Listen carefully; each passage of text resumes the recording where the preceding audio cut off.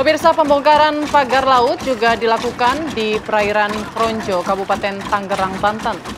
Dalam video tampak personil TNI Angkatan Laut dan masyarakat nelayan pada hari ini melakukan pembongkaran ataupun pada hari kemarin melakukan pembongkaran pagar laut berupa patok-patok bambu di wilayah perairan Kronjo yang dilakukan mulai pukul 8 waktu Indonesia bagian Barat.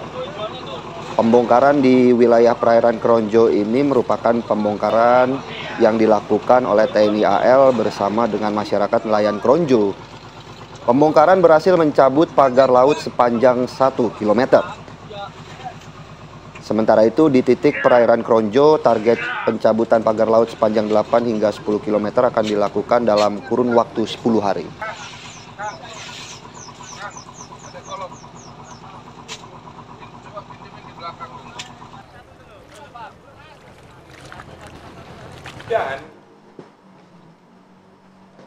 Ya pemirsa, Menteri Agraria dan Tata Ruang Kepala Badan Pertanahan Nasional atau ATR BPN Nusron Wahid ini resmi membatalkan sebagian sertifikat hak guna bangunan atau SHGB yang berlokasi di sekitar wilayah pagar laut Tangerang, Banten.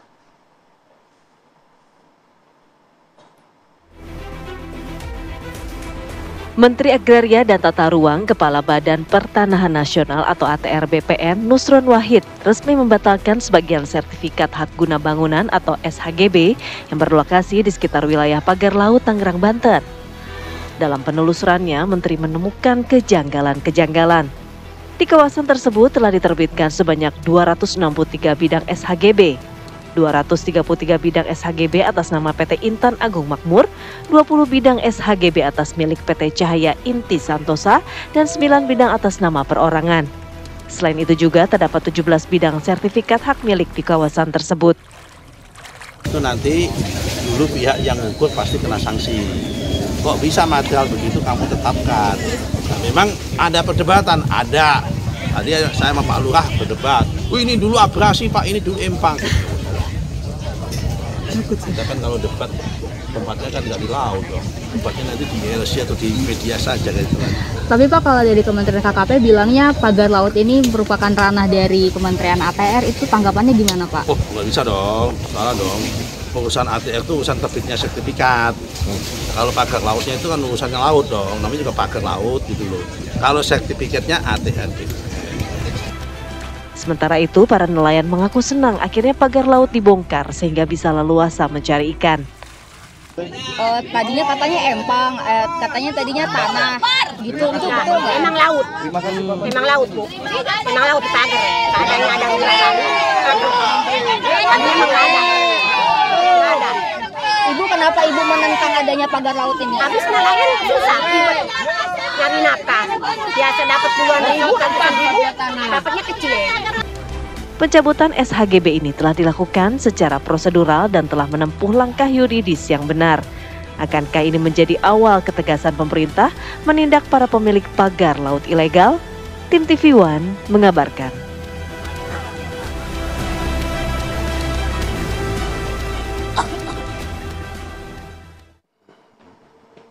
Ya, pemirsa, sebenarnya mengapa pagar laut ini kemudian menjadi masalah begitu ya. Bahkan Presiden Prabowo juga harus turun tangan untuk menyelesaikan permasalahan ini. Kalau kita lihat saat ini secara kasat mata, pemirsa, ini hanyalah pagar kayu ya. Kalau kita lihat gambar-gambarnya yang ada di sini, ini hanyalah pagar kayu dan juga bambu yang panjangnya luar biasa sih, 30 km lebih. Nah, pagar ini pun hanya membatasi air laut. Namun ini Putri, uniknya area laut yang dipagari ini ternyata sudah memiliki surat hak guna bangunan. Padahal pemerintah melarang laut dimiliki secara perorangan ataupun perusahaan. Hanya negara Indonesia yang berhak atas wilayah perairan. Nah, jadi sekarang bagaimana jika kita kemudian mengisilah perairan berpagar ini dengan pasir dan tanah atau istilahnya diuruk menjadi lahan tambahan atau reklamasi. Nah, setelah diuruk pasir tanah dan menjadi daratan, luasnya mencapai 537 hektar lebih. Nah, jika lahan ini dibangun rumah sederhana berukuran 60 meter persegi, maka dapat dibangun hampir 90.000 rumah dan bakal menjadi kota kecil, Philip. Betul, dan rumah baru seluas 60 meter persegi itu di kawasan Tangerang nilainya ini Putri bisa mencapai 850 juta rupiah. Artinya 90.000 rumah ini nilainya bakal mencapai 76 triliun rupiah lebih. Nah, inilah yang kemudian berkembang menjadi pusat permasalahan dan perdebatan. Siapa yang bakal menguasai lahan senilai 76 triliun rupiah ini? Putri, tertarik? Kalau hanya menguntungkan beberapa pihak, merugikan banyak masyarakat sih saya nggak setuju ya. Gitu. Saya pribadi begitu. Karena memang ya harus ada pertimbangan lain juga. Karena masyarakat, nelayan setempat juga terdampak. Walaupun mungkin ekonomi meningkat di pihak-pihak tertentu begitu ya.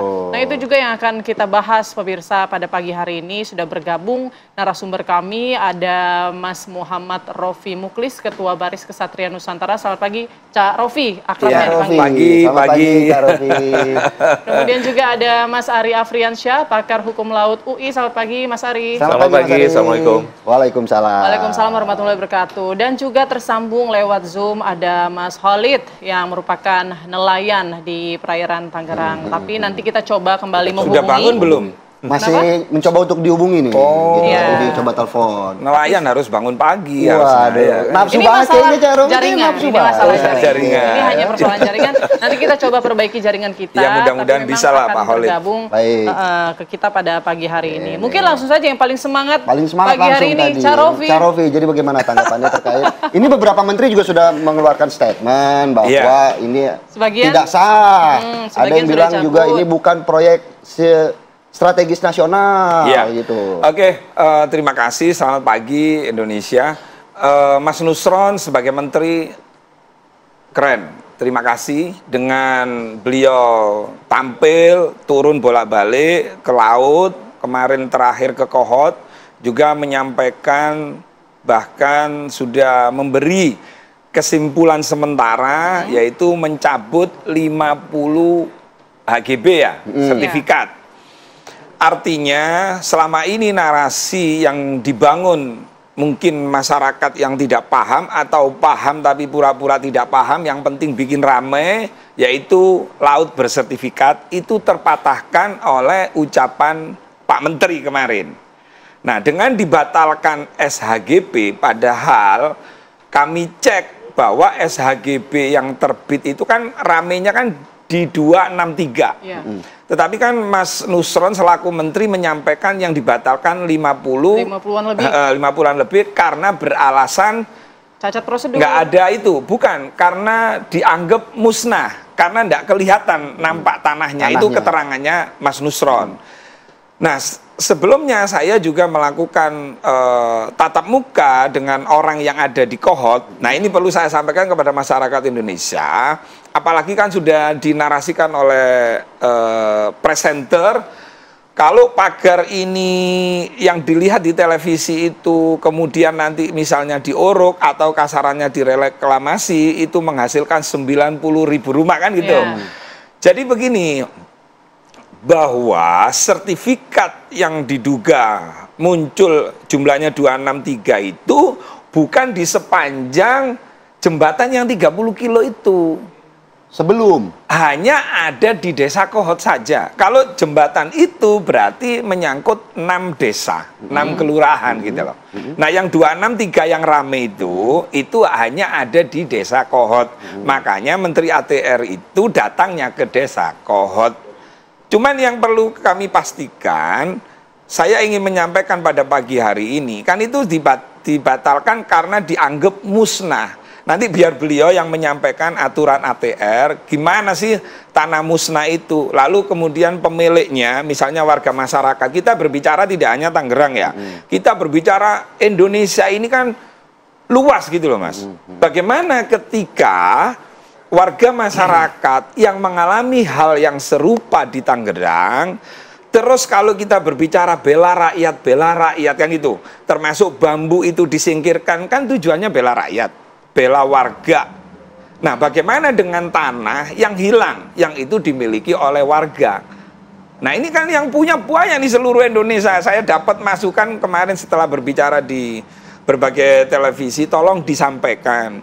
kami ini punya tanah, terus kemudian kami ingin mewariskan kepada anak. Tapi kita fokusnya ke pagar laut dulu ya, karena kan sudah jelas kan pemilik SHGB ini adalah perusahaan-perusahaan tertentu begitu. Nah itu bagaimana kemudian harusnya mereka memberikan statement kalau memang mereka punya pernyataan kuat atas hak tanah tersebut. Begini, kan sudah disampaikan oleh legalnya Pantai Indah Kapuk ya, yaitu Bang Mu'annas, bahwa EPIK tidak ada urusan sama sekali dengan pagar laut.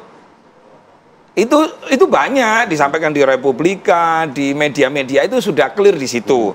Tapi karena saya bukan perwakilan dari PIK, kan tadi ditanya, untuk urusan pagar laut ini apakah ada kaitan dengan PSN PIK? Juga tidak ada, karena Menteri Airlangga Pak Hartanto juga menyampaikan bahwa urusan pagar laut ini sama sekali tidak ada kaitan PSN di PIK.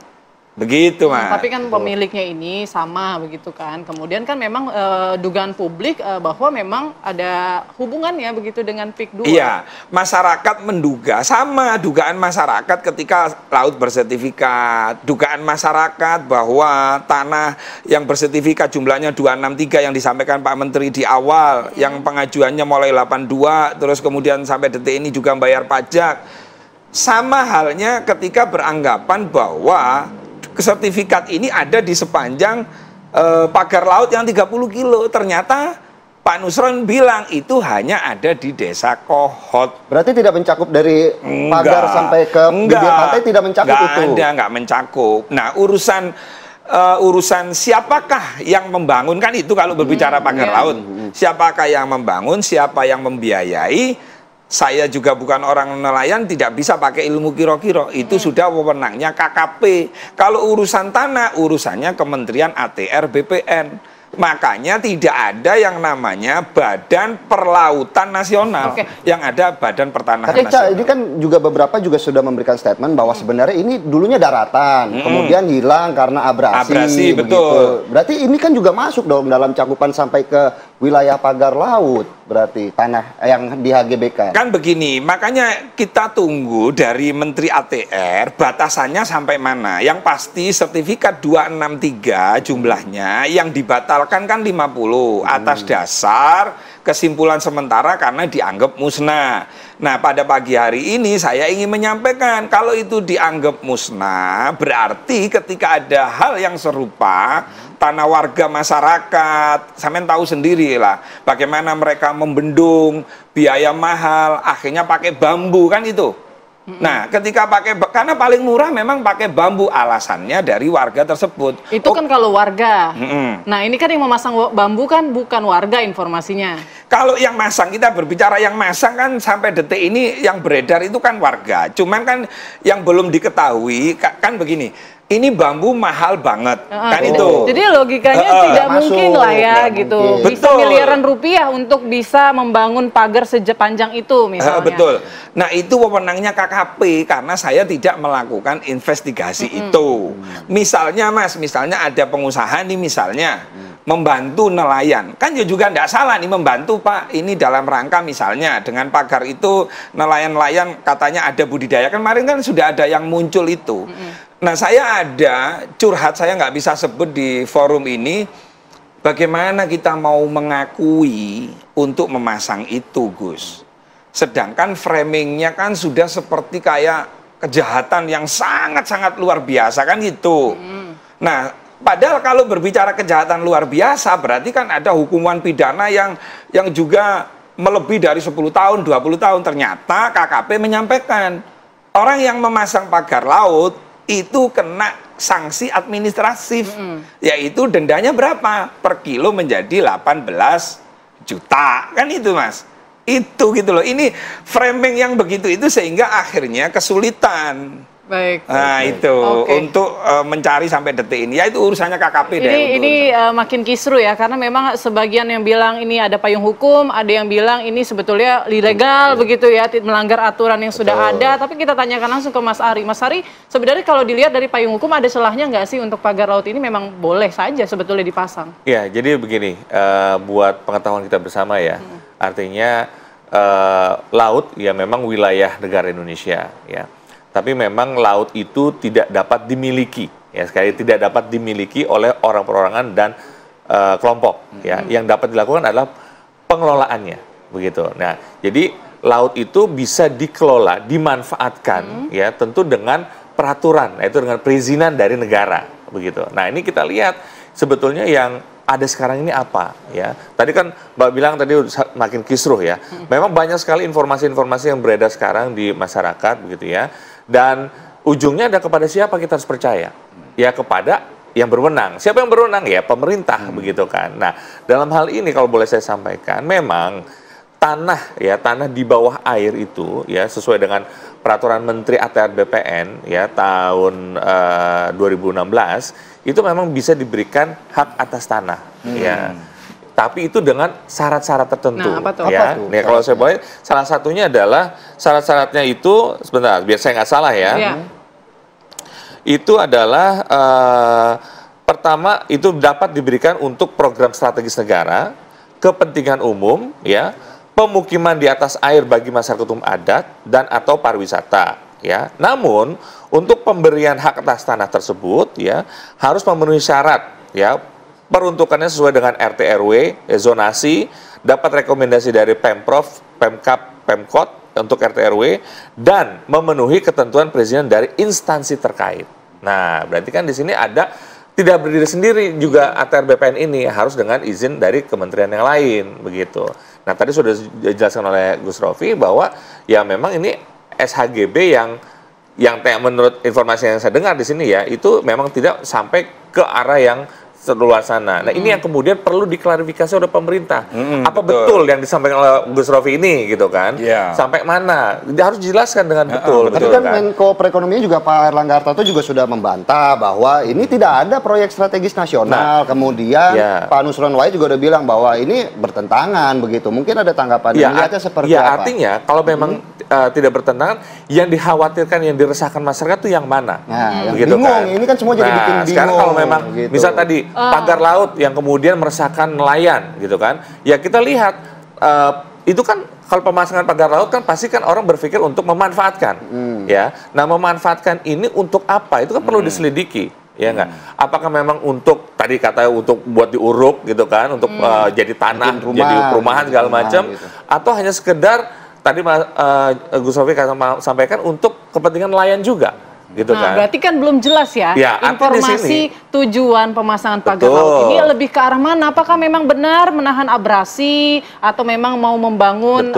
Betul. Tapi di sini pemerintah harus tadi ya, saya sangat apresiasi pemerintah bergerak cepat, ya. Tapi cepatnya ini yang kata sebagian orang kurang cepat. Karena apa? Karena pagar laut ini sudah ada sejak tahun lalu, begitu kan. Nah, ini yang baru menjadi ramai. Karena sebenarnya aduannya sudah ada tahun lalu, tapi baru di sekarang hebohnya karena sudah viral. Gitu. Nanti ya Mas, kita lanjutkan ya. Usai jeda berikut, kami masih akan kembali sesaat lagi. Ya pemirsa, Banten saat ini masih menjadi pembicaraan hangat di publik. Bahkan nama Jokowi, Presiden ke-7 Republik Indonesia ini kemudian dikait-kaitkan dengan kasus di pagar laut ini. Lalu bagaimanakah tanggapan dari Presiden ke-7 Joko Widodo? Berikut beritanya. Ya, yang paling penting itu proses legalnya. Prosedur legalnya dilalui atau tidak. Betul atau enggak betul, itu kan proses dari kelurahan, proses ke kecamatan, proses di kantor BPN kabupaten. Kalau untuk SHM-nya, kalau untuk SHGB-nya juga di kementerian, dicek aja apakah proses legalnya, prosedur legalnya semuanya dilalui dengan baik atau tidak. Dan itu juga tidak hanya di Tangerang, di Bekasi, juga ada di Jawa Timur, dan di tempat lain. Saya kira yang paling penting cek itu, investigasi itu, ya. Ada. Ya pemirsa, kami akan kembali mengajak Anda untuk berbincang-bincang mengenai kasus pagar laut ini. Langsung ke Cak Rofi bahwa berarti proyek strategis nasional ini bukan masuk dalam PSN? Bukan, begini ya. Izin mohon maaf ini biar paham. PSN di PIK. Nah, sekarang PSN di PIK dan proyek PIK 2 adalah dua hal yang berbeda. Kalau kita mau berbicara PSN di PIK, itu luasnya 1.754 hektar yang rame untuk dijadikan tropical coastland, ya kan itu. Untuk apa sih PSN itu? Nah, ini kan tanah terbengkalai punyanya pemerintah yang selama ini tidak dirawat dengan baik. Nah, di tanah itulah nanti akan dibangun penghijauan. Misalnya nih, saya kan dikasih tahu nih master plan-nya. Di sana itu dibangun apa aja? Contoh taman safari, wisata mangrove. Di sana itu mangrove-nya tinggal 91 hektar. Di situ EPIK punya komitmen di dalam MOU-nya dengan pemerintah harus dijadikan 514 hektar.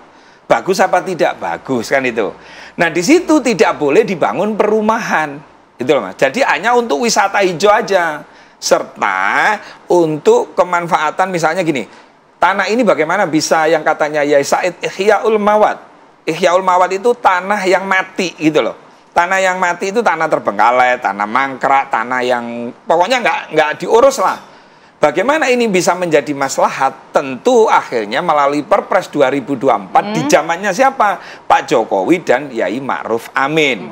Kalau proyek PIK itu dimulai dari 2009-2010. Jadi kalau PSN itu tidak ada merampas tanah rakyat, nggak ada. Karena itu tanah pemerintah. Kalau proyek PIK, nah itu tanah yang beli dari warga berdasarkan apa? Bisa NJOP, bisa pasaran, bisa kesepakatan. Baik.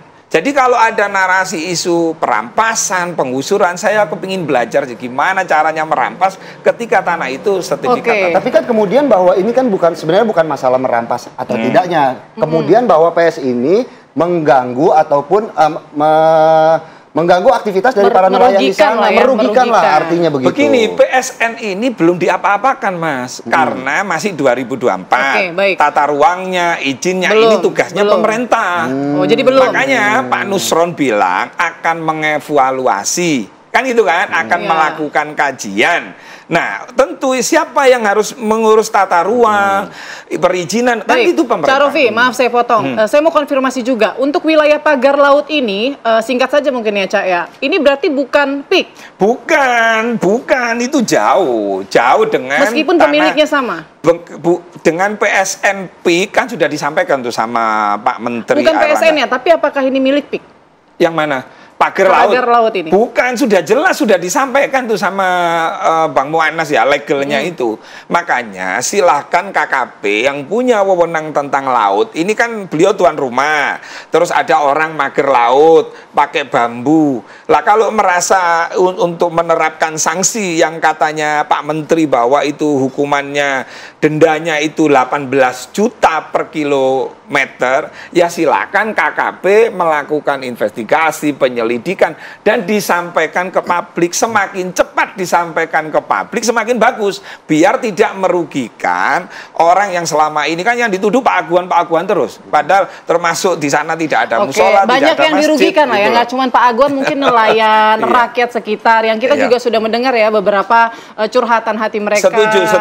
Nah itu juga harus kita pertimbangkan. Betul. Kita ke Mas Ari, bagaimana mungkin tanggapannya bahwa ini kan Menteri ATR/BP juga sudah bilang bahwa sertifikat HGB dan juga hak milik ini dinyatakan musnah apabila betul begitu ya. Mungkin ada penjelasan lebih lanjut apabila dinyatakan musnah kan seperti apa? Iya, seperti penjelasan Pak Menteri ya, karena memang itu tadinya tanah terus kemudian tertutup oleh laut ya. Itu kan karena keadaan alami. Nah, menurut Permen ATR 17/2021 itu dinyatakan sebagai tanah musnah.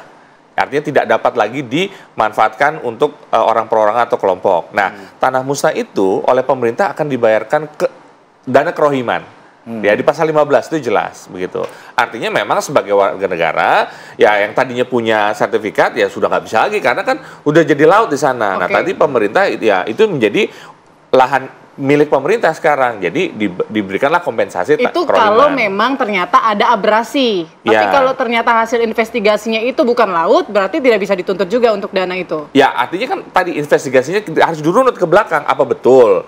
Nah, ini yang saya bilang tadi, pemerintah harus jujur, ya, dibuka setransparan mungkin.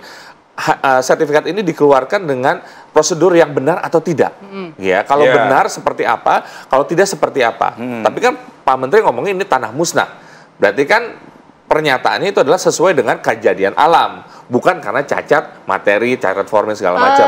Mungkin gitu. maknanya beda ya, mungkin kalau saya menangkap kan Pak Nusron itu malas berdebat. Jadi intinya, jadi dia mungkin lebih kayak ya seharusnya pejabat negara tidak boleh malas berdebat ya. Artinya dia justru harus mengedukasi rakyat yang benar seperti apa. Kalau kita diberikan atau dikondisikan simpang siur seperti ini, ya kita nggak akan bisa move on terus nih, gitu kan. Sedangkan pekerjaan negara kan banyak. Makanya tadi saya ingin pemerintah itu segera menyelesaikan masalah ini, tidak dibuat berlarut-larut. Kalau memang ada yang salah, dibuka salah. Tadi saya setuju dengan Gus Rofi bahwa silakan investigasi. Kalau memang itu dinyatakan melanggar aturan, buka siapa, begitu. Setuju. Tidak, bukan berarti orang menyangkal itu dia akan bebas juga, ya silakan diinvestigasi juga. Siapapun itu diinvestigasi. Kalau memang itu salah, nyatakan salah. Tapi kita semua ada aturan. Nah, ini yang kemudian harus dibuka. Ada aturannya termasuk PSN, pemanfaatan hak laut, tanah di bawah laut, ya, dan KKP itu sendiri, ya, namanya pemanfaatan di ruang lautnya itu kan itu ranahnya KKP. Silakan kasih tahu seperti apa harusnya dan izinnya dari KKP. Kalau memang tidak sesuai, nyatakan tidak sesuai. Oke, kita masih menunggu ya, karena memang kementerian lembaga terkait ini masih bekerja, hasil investigasinya apa. Tapi memang kita harapkan segeralah agar tidak semakin kusut gitu ya, kayaknya ini semoga makin tidak lebih dari 20 hari ya. Dari yang permintaan dari Komisi 4 ya. Komisi 4 ya, karena apa? Karena nanti kalau sudah masuk ke DPR, ya ini kan ranah politik ya, ya ngerinya nanti akan kemana-mana ya gitu. Baik, terima kasih Mas Ari dan juga Cak Rofi atas waktu. Oh, sudah selesai? Kayaknya masih nafsu gitu. Kita bahas di sesi selanjutnya ya Cak Rofi ya. Pagar laut itu 2014 sudah ada loh. Keterangan, coba Pak Zaki mantan bupati itu diundang. Nanti di sesi selanjutnya. Sesi selanjutnya kita akan bahas itu semua. Makasih banyak atas waktunya Cak Rofi dan juga Mas Ari. Begitu. Sebenarnya saya mau nanya abis ini mau kemana, karena kan abis ini libur panjang. Jadi apa kabar Indonesia Pagi pemirsa, di segmen berikutnya akan kita bahas bagaimana kondisi terkini karena beberapa tempat ini sudah mengalami kemacetan akibat long weekend. Sesaat lagi di Apa Kabar Indonesia Pagi. Tapi pagar laut nggak macet, Pak.